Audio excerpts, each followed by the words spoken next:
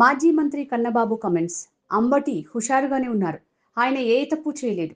కేవలం వ్యాఖ్యలు చేసిన కారణానికి సెంట్రల్ జైల్లో బంధించారు.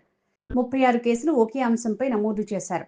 చంద్రబాబు ఇంత దారుణంగా పరిపాలన చేస్తారని కనీసం టీడీపీ నాయకులు కూడా జీర్ణించుకోలేకపోతున్నారు. ఇవి కేవలం డైవర్షన్ పాలిటిక్స్ మాత్రమే. కాపు సీనియర్ నేత అంబటి రాంబాబును జైల్లో పెట్టి ఎటువంటి మెసేజ్ సమాజానికి ఇవ్వాలనుకున్నారు? ముద్రగడను కూడా అక్రమంగా నిర్బంధించి దారుణంగా హింసించారు. అంబటి ఇంటిపై దాడి చేసి ఆయన్నే జైలు పాలు చేశారు. బీజేపీ భుజంపై తుపాకీ పెట్టి కాల్చే ప్రయత్నం చేస్తున్నారు.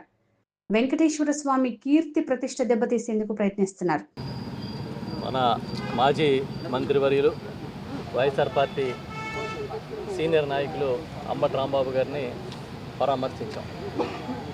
ఆయన అయితే బయట ఎలాగా హుషారుగా ఉంటారో, ప్రశాంతంగా ఉంటారో, లోపల కూడా అలాగే ఉన్నారు. ఎందుకంటే తప్పు చేయలేదు కాబట్టి ఆయనకి అంత ఆత్మన్యూనతా భావం, ఇన్ఫీరియారిటీగా ఏం లేరు. ఆయన ఇప్పుడే పెద్దలు ఉండవల్లి అరుణ్ కుమార్ గారు చెప్పినట్టుగా ఆయన మీద ఇంటి మీద దాడి చేసి, ఇల్లు తగలబెట్టి, కారులు తగలబెట్టి, వేలాది మంది వీరంగం చేసి అల్లర్లు సృష్టించిన వాళ్ళ మీదేమో కేసులు లేవు.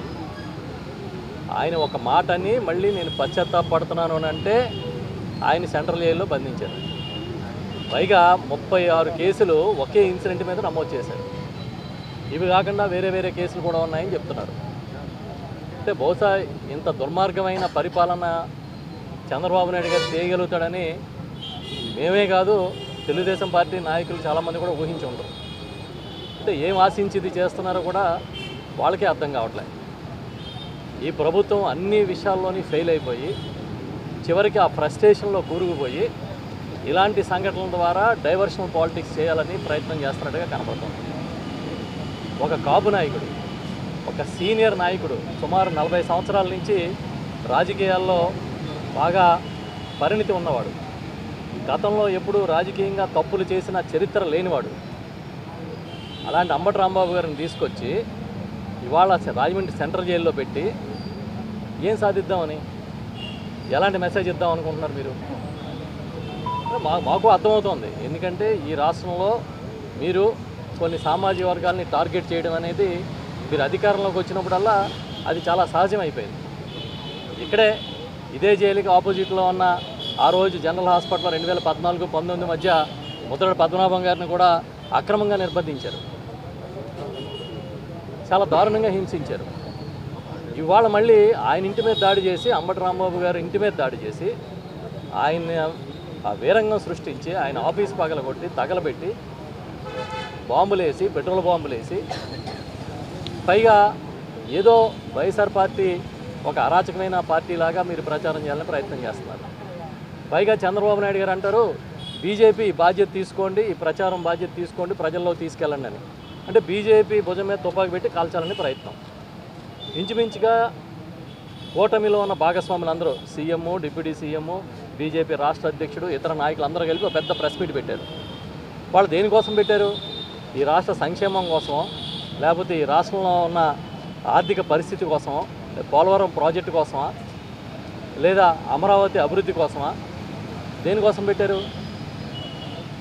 వెంకటేశ్వర స్వామి కీర్తిని, ప్రతిష్టని దెబ్బతీసే కార్యక్రమం కోసం పెట్టారు. ఎందుకన్నా దుర్మార్గం ఏమైనా ఉంటుందా? అంటే రాసే పత్రికలు, చూపించే ఛానల్స్ ఉన్నాయి కాబట్టి మీరు ఆడింది ఆట, పాడింది పాటలాగా జరిగిపోతుంది అనుకుంటున్నారు. ఇప్పుడు రాంబాబు గారి మీద ఒక ఇన్సిడెంట్ మీద 36 కేసులు వేశారు. నేను నిన్న ఇవాళ మీడియాలో చూశాను. ఒక కార్యకర్త అభిమానంగా మన గౌరవ మాజీ ముఖ్యమంత్రులు జగన్మోహన్ రెడ్డి గారి ఫోటోకి ఇలా రక్త తిలకం దిద్దాడంట, తన వేలు కట్ చేసుకుని. అతని మీద కేసు పెట్టారు. మొన్న తిరుపతిలో కోడిని కోసారని కేసు పెట్టారు. వెస్ట్ గోదావరిలో మేకను కోసారని కేసు పెట్టారు. ఇంకెక్కడో కేకును కోసారని కేసు పెట్టారు. అంటే మీరు అయిపోయింది, ఇంకా మీరు చెప్పుకోవడానికి ఏమీ లేదు, మీరు చెప్పలేని స్థితికి వచ్చారు. మీరు టోటల్ అడ్మినిస్ట్రేషన్లో ఫెయిల్ అయిపోయారు కాబట్టి ఈ లడ్డూని పట్టుకుని వేలాడుతున్నారు. తిరుపతి ప్రసాదం పేరుతో వెంకటేశ్వర స్వామి కీర్తిని దెబ్బతీయాలని ట్రై చేస్తున్నారు.